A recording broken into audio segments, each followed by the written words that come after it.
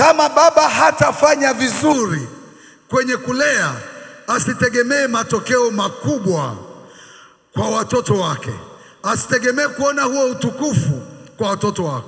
Kwa hiyo tumesema utainvest spiritual, utainvest time, lakini utatengeneza friendship, urafiki.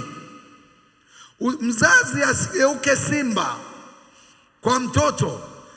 Watoto wanaweza kupretend wanaangalia. Niliwahi kuona familia moja wanapiga mziki wa injili kwenye redio, wanachoangalia kwenye television Mungu anajua.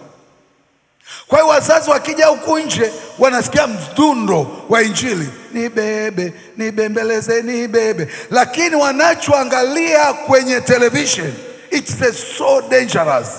Watoto wanaweza kuakti, lakini urafiki wako kukaa karibu nao utagundua kuna kitu hakiko sawa.